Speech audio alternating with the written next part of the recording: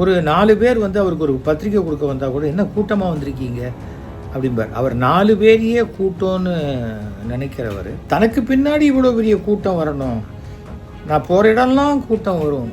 ஒரு ஓட்டில் தோற்று போனவங்க கூட இருக்காங்க மிஸ்டர் விஜய். நீங்கள் என்னமோ 20% இருந்தால் நீங்கள் ஆட்சி அமைச்சிட முடியுமா? யாராவது செத்தா கூட எங்கள் வீட்டுக்கு வந்து அனுதாபம் தேடிக்குவாங்க, நான் யாரையும் பார்க்க மாட்டேன். அப்போ அசம்பிளி போக மாட்டீங்களா? பனையூர்லேயே தான் அசம்பிளி நடத்தணுமா? செக்ரட்டேரியட் போக மாட்டீங்களா? அதனால் வெறுமனை அந்த ஊடகத்தை வச்சுக்கிட்டு, வெறுமனை அந்த சோஷியல் மீடியாவை வச்சுக்கிட்டு ஒரு எலெக்ஷன்லாம் ஜெயிக்க முடியாது. குடியாரன், குப்பை பொறுக்கிறவன், அதே போல் பிளாட்ஃபாரத்தில் வசிக்கிறவர்கள் எல்லாருக்கும் ஓட்டு உண்டு. அவங்களுக்கெல்லாம் நீங்கள் என்ன பண்ண போறீங்க? மகாபலிபுரத்தில் இந்த 41 பேருக்கு நிதி உதவியோ இல்லை அவங்களுக்கு ஆறுதல் சொன்னாரோ, அவங்க காலில் விழுந்து மன்னிப்பு கேட்டாரோ, இல்லை கையை காலாக நினச்சிக்கங்கன்னு சொல்லி தொட்டு கும்பிட்டாரோ, ஏன்னா 20 லட்ச ரூபா கொடுக்குறாருல்ல. நல்ல வேலை அந்த 41 பாடியையும் நீங்கள் பனையூருக்கு எடுத்துன்னு வாங்க, நான் அஞ்சலி செலுத்தின பிறகு அந்த பாடியெல்லாம் நீங்கள் அடக்கம் பண்ணலாம் அப்படின்னு அவர் சொல்லலை. பார்த்தீங்களா? 2 வயசு குழந்தை இறந்து போயிருக்கு. யாரை படிக்க வைக்க போகிறீங்க அந்த குடும்பத்தில்? யோசிச்சு பாருங்கள். வாக்குறுதி கொடுக்கலாங்க, லைஃப் டைம் அதை நிறைவேற்ற முடியுமா உங்களால்? எப்படி முடியும்? ஒரு சின்ன விஷயம் நடந்தால் கோழைத்தனமாக அந்த இடத்த விட்டு ஓடி போயிடுவார். ஓடி போகிற ஒரு கோழை தாடியை வளர்த்துக்கிட்டு லேசாக சோகமாக எதை படிச்சிருக்க, எனக்கு மனசு சுக்கு தூரம்.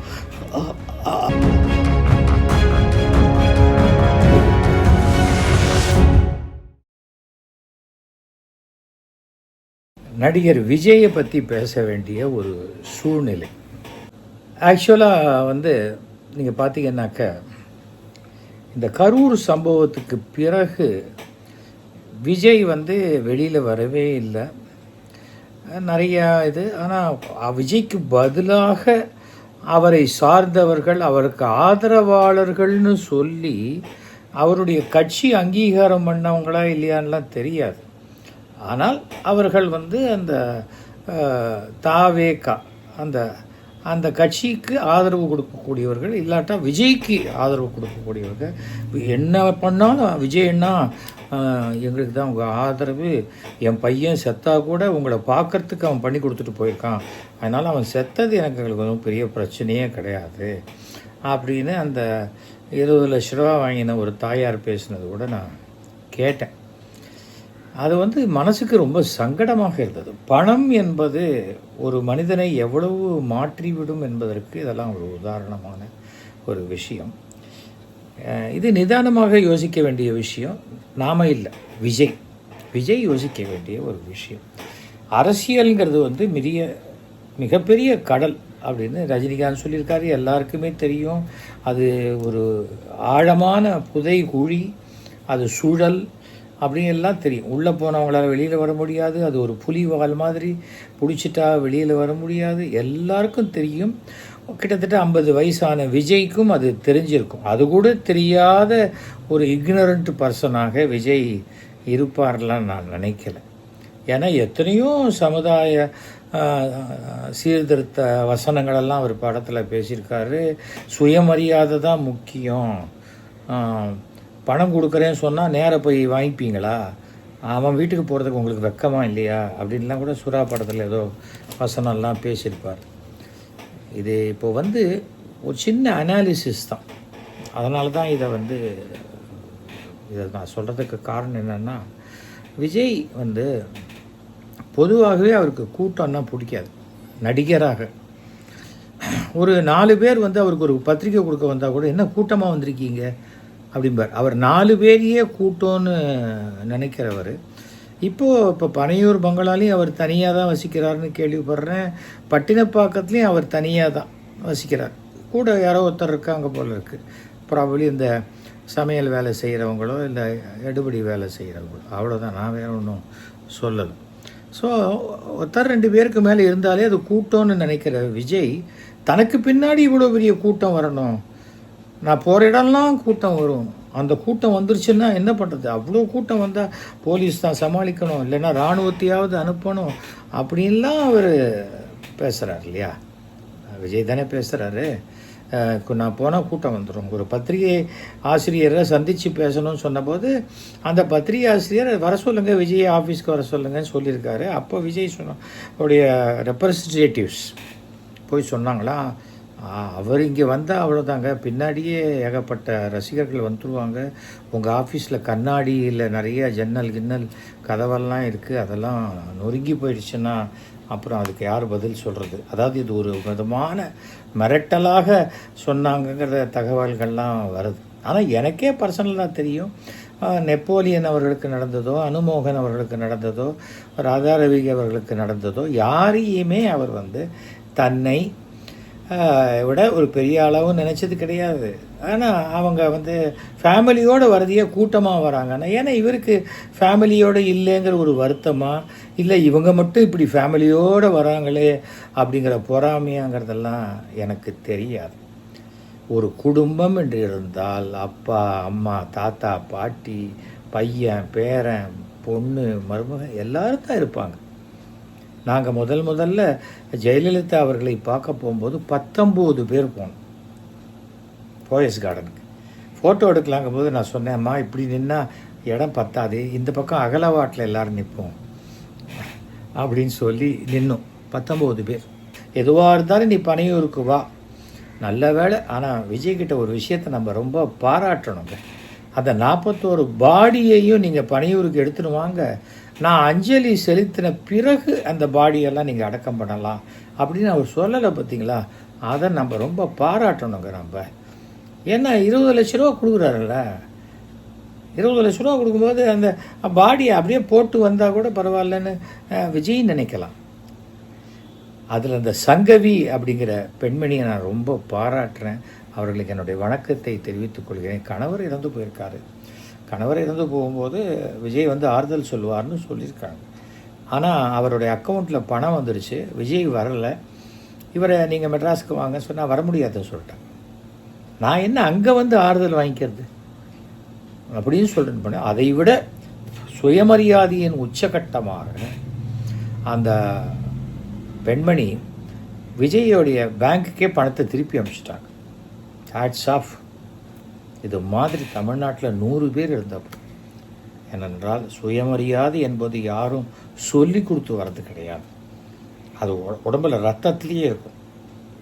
நான் சுயமரியாதைக்காரன் அப்படின்ட்டு பொத்துன்னு இன்னொருத்த காலில் போய் விழுறது சுயமரியாதை இல்லை. சங்கவிக்கும் விஜய்க்குமே ஆகலையா, இல்லை இந்த சங்கவிங்கிற பேர் விஜய்க்கு ஒத்துக்கலையா என்னன்னு தெரியல எனக்கு. ஆனால் இந்த கரூர் சங்கவிக்கு மீண்டும் மீண்டும் என்னுடைய அவங்களுடைய இழப்புக்கு எவ்வளோ ஆறுதல் சொன்னாலும் போகாது. ஆனால் அவங்க அதுலேருந்து மீண்டு வரணும்னு நான் கடவுளை பிரார்த்தனை பண்ணுறேன். அதே போல் எல்லாரையும் ஒரு ஹோட்டலுக்கு வரவழைச்சு, அவங்க வறுமையில் இருக்கிறவங்க, அவங்களுக்கு ஒரு 5 ஸ்டார் ஹோட்டலில் கொண்டு போய் உட்காத்தி வச்சா, பார்த்தியா நான் எவ்வளோ பெரிய சாப்பாடு போடுறேன், எப்படிப்பட்ட படுக்கை உனக்கு கொடுத்துருக்கேன், பார்த்தியா நீ என்னை மன்னிச்சிரு, நீ என்னை மன்னிக்காட்டால் கூட பரவாயில்ல, இந்த சந்தோஷத்தோடு போ ஊருக்கு அப்படிங்கிற ஒரு மனோபாவம் மிக கேவலமான மனோபாவம் இருக்கவே கூடாது. ஒருத்தன் தன்னை விட கீழான நிலையில் இருப்பவர்களை அவன் லெவலுக்கு இறங்கி நீ அணைச்சிக்கிட்டேன்னா நீ பெரிய மனிதன். அது இல்லாத வரைக்கும் நீ கேட்டுக்கிட்டே நில்லு. நான் இங்கேருந்து கையாட்டினேன், ஏன் வாசலேருந்து கேட்டுக்கிட்ட போய் அவன் கையை பிடிக்க வேண்டியது தானே. நான் சங்கராச்சாரியரோட கிட்டத்தட்ட 300 தலித்து கிராமங்களுக்கு சென்றிருக்கிறேன். எத்தனையோ குழந்தைங்க ட்ரெஸ்ஸே இருக்காது, அப்படியே சாக்கடைக்கிட்டெல்லாம் விளையாட்டுருக்கு, எல்லாரையும் நான் தூக்கி வச்சுட்ருக்கேன். என்ன கெட்டு போச்சு, என்ன கை அழுக்காயிடுமா? அது என்ன ஒரு கெட்ட பழக்கம், எந்த விதத்தில்? இதுவே சினிமானாக்க பொய்யான ஒரு சேரை பூசிக்கிட்டு பொய்யான ஒரு மேக்கப்பை கருப்பாக சில பேருக்கு போட்டு விட்டு அப்படியே கட்டிக்கிட்டு கொஞ்சினா அது ஏமாத்துகிற அயோக்கியத்தனம் இல்லையா? சினிமா வேறு, அரசியல் வேறு. கூட்டம் வரும்னு விஜய் சொல்கிறார் இல்லையா? அப்போது இந்த நீட்டினால் தற்கொலை செய்து கொண்ட அந்த பெண் அனிதா, அவங்க வீட்டுக்கு போனபோது ஏன் கூட்டம் வரலை? ஏன் அந்த வீட்டில் தரையில் உட்காந்து அவங்க அண்ணன் தோளில் கையை போட்டுக்கிட்டு பேசிட்டு போனார்? ஏன்னா அதெல்லாம் ஒரு நடிப்பு.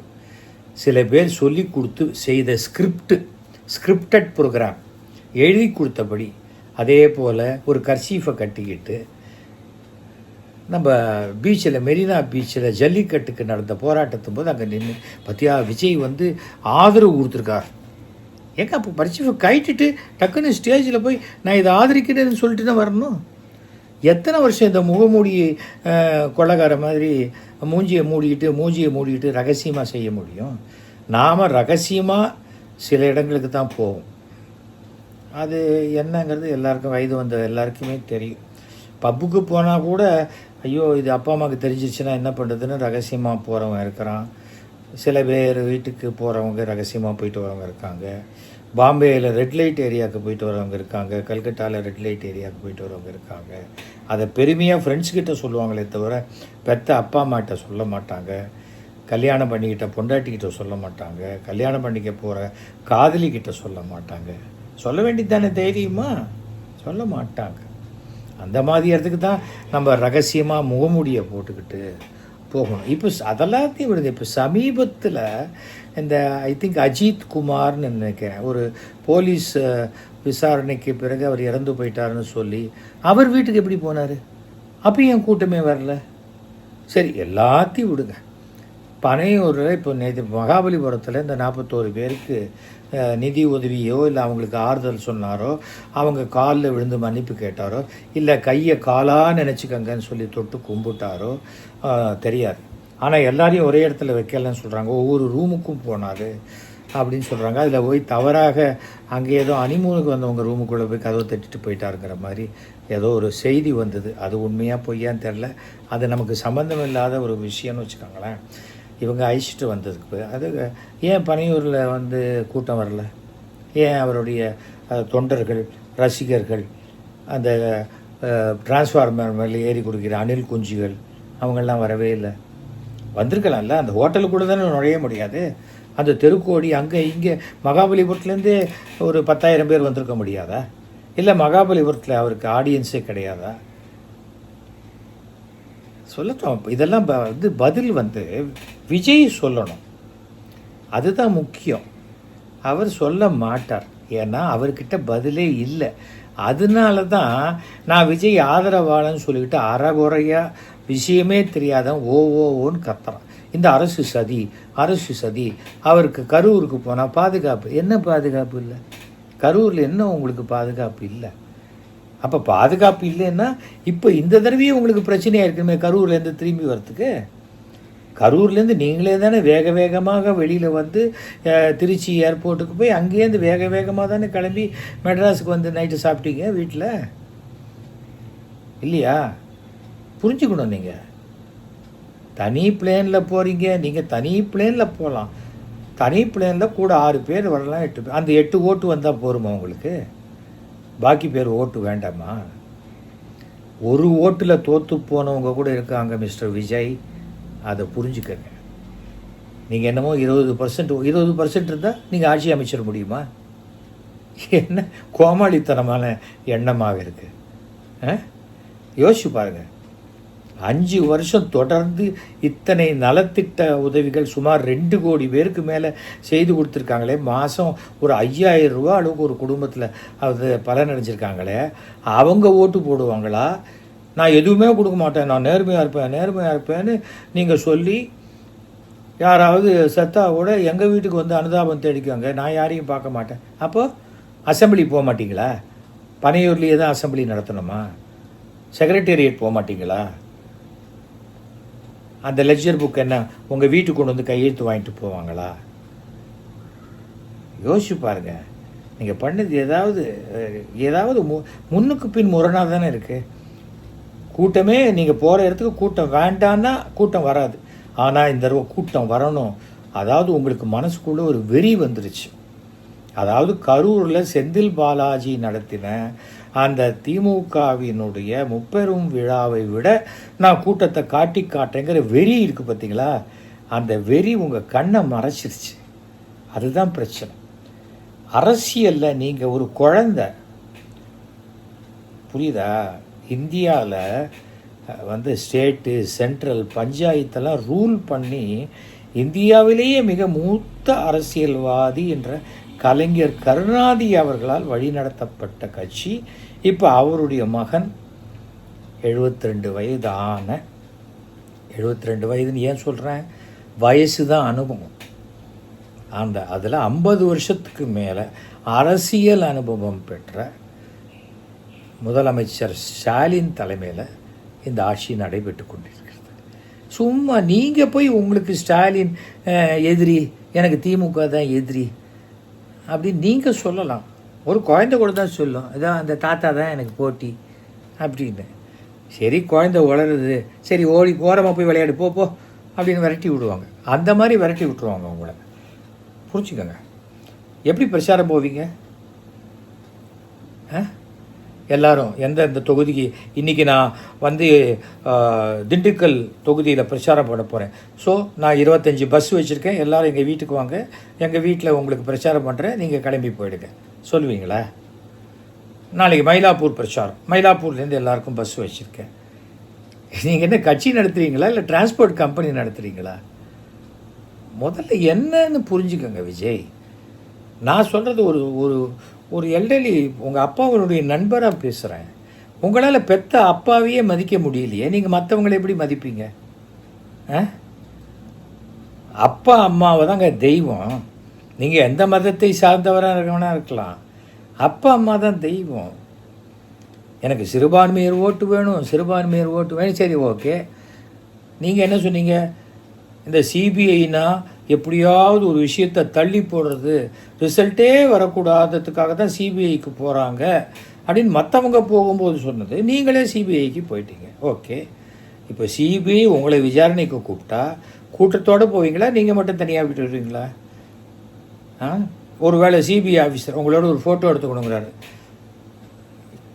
எடுத்துப்பீங்களா? அந்த வேலையில் எங்கே பண்ணாதீங்க, அப்புறம் நான் அமித்ஷா கிட்ட சொல்லிவிடுவேன் அப்படின்னு அவங்கள மிரட்டுவீங்களா? போலீஸ் என்றைக்கும் போலீஸ் தான், புரியுதா? கோர்ட் என்றைக்கும் கோர்ட்டு தான், ஜட்ஜ் என்றைக்கும் ஜட்ஜு தான். அதில் எந்த விதமான மாற்றம், சின்ன ஜட்ஜு பெரிய ஜட்ஜு, சின்ன கோர்ட்டு பெரிய கோர்ட்டு, சின்ன போலீஸு பெரிய போலீஸு எதுவும் கிடையாது. ஃபஸ்ட் ஆஃப் ஆல் சட்டத்தை நாம் மதித்தா சட்டம் நமக்கு பாதுகாப்பு கொடுக்கும். நீங்கள் என்ன கணக்கு போட்டீங்க, உங்களே ஏதோ அப்படியே ஆந்திராவில் ஒரு ஃபிலிம் ஆக்டரை அரெஸ்ட் பண்ண மாதிரி உங்களை அரெஸ்ட் பண்ணிவிடுவாங்க, அதை வச்சு பெரிய மைலேஜ் கெயின் பண்ணலான்னு நினச்சிங்க. உங்களை அப்படியே லெஃப்ட் ஹேண்டில் அப்படி தான் தள்ளி விட்டு போயிட்டார் ஸ்டாலின். அதெல்லாம் அவரெல்லாம் ஒன்றும் அரெஸ்ட் பண்ண வேணாம். அதனால் வெறுமனை அந்த ஊடகத்தை வச்சுக்கிட்டு, வெறுமனை அந்த சோஷியல் மீடியாவை வச்சுக்கிட்டு ஒரு எலெக்ஷன்லாம் ஜெயிக்க முடியாது. குடியாரன், குப்பை பொறுக்கிறவன், அதே போல் பிளாட்ஃபாரத்தில் வசிக்கிறவர்கள் எல்லாருக்கும் ஓட்டு உண்டு. அவங்களுக்கெல்லாம் நீங்கள் என்ன பண்ண போகிறீங்க? இது வரைக்கும் உங்கள் கட்சியில் ஒரு கொள்கை, இதுதான் என் கட்சியோட கொள்கை, பிறப்போக்கும் அப்படின்னா அது ஒரு கொள்கையா? அது திருக்குறளில் பாதி சொல்கிறீங்க. அதில் என்ன சொல்கிற, எல்லா உயிருக்கும்னு சொல்லியிருக்காரு. எல்லா உயிருக்குன்னா ஈ, எறும்பு, கொசு, யானை, பன்னி, பசுமாடு எல்லாத்துக்கும் சேர்த்து தான். அப்புறம் என்ன பண்ணிடுவீங்க அதை வச்சுக்கிட்டு, அந்த திருக்குறளை வச்சுக்கிட்டு? உங்களுக்கு இங்கே இருக்கிற பெரியார் சமாதிக்கு போய் கூட மாலை போடணும், மரியாதை செலுத்தணும்னு தெரியலை. எல்லார் பொம்மையும் வீட்லேயே வச்சுருக்கீங்க. பெரியார் சமாதியோ அண்ணா சமாதியோ இல்லை ராஜாஜி சிலையோ நீங்கள் கும்பிடுறீங்க, அவங்க எல்லார் சிலையும் சென்னைக்குள்ளே உங்கள் வீட்டிலேருந்து 20 கிலோமீட்டருக்குள்ளே இருக்குது. அதுக்கே உங்களால் போக முடியலன்னா நாளைக்கே ஒரு வெள்ளம் வருது, புயல் வருது, நீங்கள் எங்கேருந்து போய் பார்ப்பீங்க? ஒரு பேச்சுக்கு தான். அதெல்லாம் மினிஸ்டர் அனுப்புறம் யோசிக்க வேண்டிய விஷயம். அதுக்கெல்லாம் உங்களுக்கு வாய்ப்பு கிடையாது இப்போதைக்கு. 2026ங்கிறத நீங்கள் மறந்துட்டு இன்னும் 2 படம் பண்ணிவிட்டு மக்களோடு அதிகமாக பழகிட்டு, கொஞ்சம் கொஞ்சமாக பழகி, எப்போ வேணால் ஃபோன் பண்ணால் விஜய்கிட்ட பேச முடியும், ஃபோன் பண்ணால் விஜயை போய் பார்க்க முடியும், நமக்கு ஏதாவது வேணால் விஜய் பண்ணி கொடுப்பாரு அப்படின்னு சொல்லலாம். 2 வயசு குழந்தை இறந்து போயிருக்கு, யாரை படிக்க வைக்க போகிறீங்க அந்த குடும்பத்தில்? அந்த குடும்பத்தில் நான் பார்த்துக்கிறேன், என்ன எப்படி பார்த்துப்பீங்க சொல்லுங்கள்? யோசிச்சு பாருங்கள். வாக்குறுதி கொடுக்கலாங்க, லைஃப் டைம் அதை நிறைவேற்ற முடியுமா உங்களால்? எப்படி முடியும்? தவிர சும்மா அரசு மேலேயே குற்றம் சாட்டுறது, போலீஸ் மேலே குற்றம் சாட்டுறது. நான் பர்மிஷன் கேட்டேன், ஒரே ஒரு நாள் முன்னாடி பர்மிஷன் கொடுத்தாங்க அப்படின்னு சொன்னீங்க. சரி, என்றைக்கு கேட்டிங்கன்னா அதுக்கு முந்தின நாள் தான் கேட்டிருக்கீங்க. நீங்கள் பர்மிஷன் கேட்டு 24 மணி நேரத்துலேயே உங்களுக்கு பர்மிஷன் கொடுத்துருக்காங்களே, அப்புறம் ஏன் அந்த பொய் சொல்கிறீங்க? அசிங்கமா இல்லையா உங்களுக்கு? சின்ன குழந்தையா நீங்கள்? ஐயா என் பல்பத்தை எடுத்துட்டான் அப்படின்னு டீச்சர் எனக்கு பல்பத்தை வாங்கி கொடுங்க அப்படிங்கிறது. கடைசியில் பார்த்தா அந்த பல்பும் உங்கள் பேக்கெட்லேயே இருக்கும். அந்த மாதிரி குழந்தையா நீங்கள்? ஏன் உங்கள் கட்சியில் இருக்கிறவங்க யாருமே கொஞ்சம் கூட மெச்சூரிட்டியே கிடையாதா?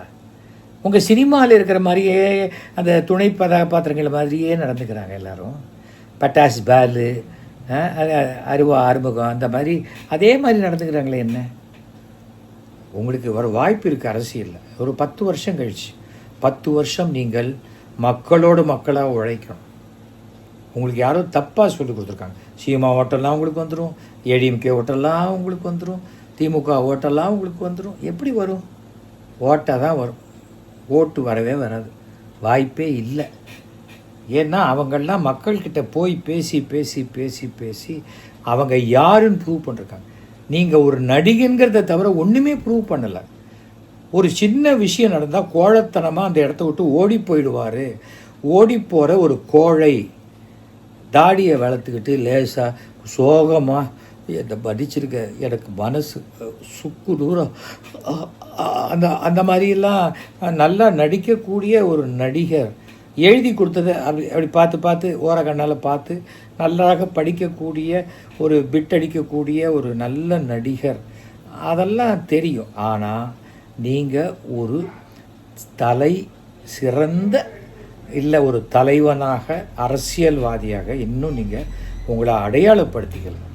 அந்த அடையாளப்படுத்துகிற முயற்சியில் நாளையிலேருந்து ஈடுபடுங்க. சும்மா திமுகவை திட்டினா உங்களுக்கு ஓட்டு வரும்னு யாராவது சொல்லி கொடுத்தா நம்பாதீங்க. அது அரசியலே இல்லை. நான் சொன்னதெல்லாம் யோசிச்சு பாருங்கள். என்றைக்காவது உங்களுக்கு நான் பேசுனது கரெக்டு அப்படின்னா நீங்கள் முன்னாடி கில்லி டயத்தில் நான் உங்களை பாராட்டுறதுக்கு எனக்கு ஃபோன் பண்ணி சொன்னீங்க இல்லையா, அதே மாதிரி எனக்கு மட்டும் ஃபோன் பண்ணி சொல்லுங்கள், பப்ளிக்காக சொல்ல வேண்டாம். இருந்தாலும் உங்களுக்காக நான் சொல்கிறேன். 9841023545. ஓகேயா? மீண்டும் சந்திப்போம். All the very best. மனசு திடமாக வச்சுக்கோங்க. ஆண்மையுடன் நம்ம எல்லா சவால்களையும் ஃபேஸ் பண்ணணும். சோடா பாட்டில் வீசுறது, பாம்பை உள்ளே விடுறது, கூட்டத்தில் கல்லால் அடிக்கிறது, எல்லாத்தையும் தாண்டி தான் எல்லா கட்சியும் மேலே வந்திருக்கு. அதனால் நீங்கள் மட்டும் அப்படியே சொகுசு கட்டியில் உட்காந்துக்கிட்டு இந்த கேட்பரிஸ் விளம்பரம் மாதிரி நேராக போய் சிம்மாசனத்தில் உட்காரணும்னு ஆசைப்பட்டீங்கன்னா அதுக்கு ஒரே வழி தான் இருக்குது. 2 தூக்க மாத்திரையை போட்டு தூங்கினீங்கன்னு வச்சுக்கோங்க, கனவுல உட்காந்துடலாம். மற்றபடி வாய்ப்பே இல்லை ராசா. ஓகேயா? நன்றி, வணக்கம்.